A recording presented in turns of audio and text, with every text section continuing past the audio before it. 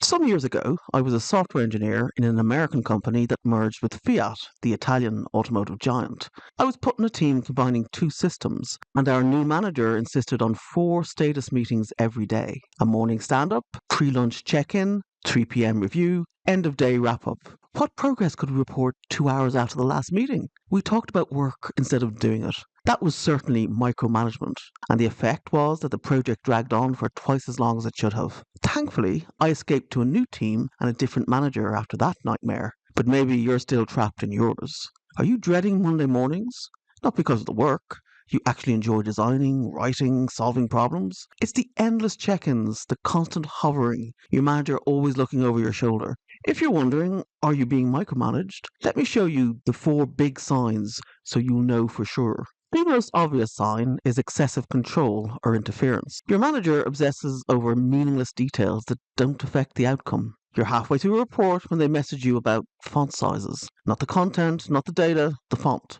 The company has approved three image tools.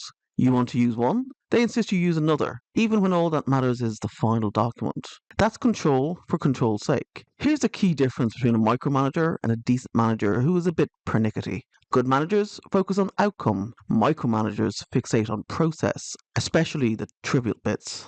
The next big sign is excessive communication. This is constant contact that disrupts your actual work. That ping with the message, "Can we have a quick check-in?" It's the third one today. The frequency is key here.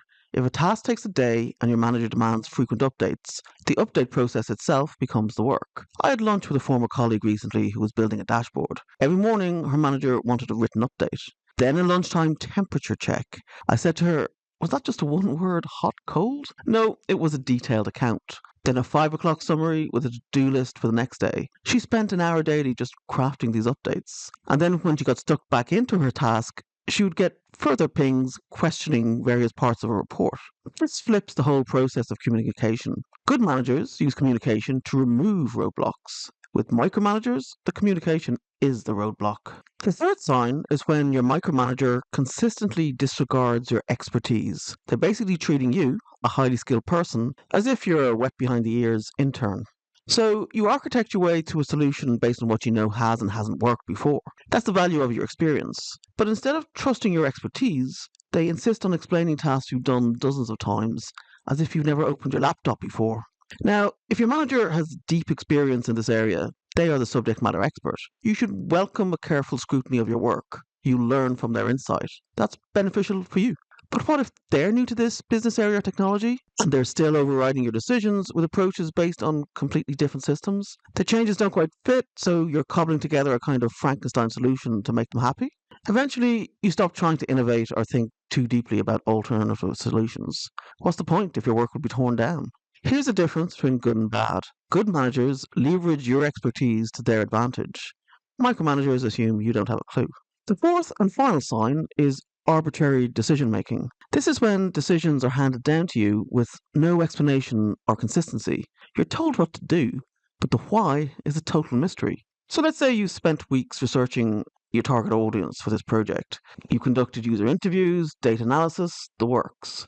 The team starts building based on your findings. Then in a random Tuesday meeting, your manager announces you're pivoting to a completely different audience.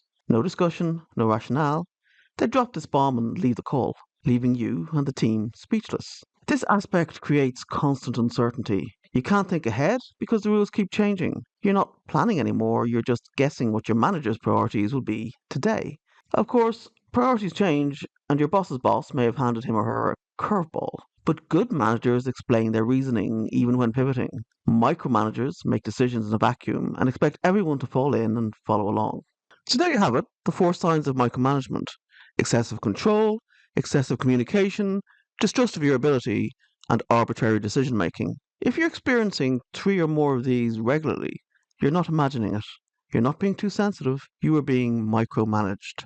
Coming up on this channel, I'll explain why managers, even good managers, devolve into micromanagement. I'll also show you how to handle a boss like this without losing your sanity. And you may have an even worse situation. Micromanagement is one aspect within a wider problem of having a toxic boss in a toxic workplace. I'll link to two videos on this screen that address these toxic problems.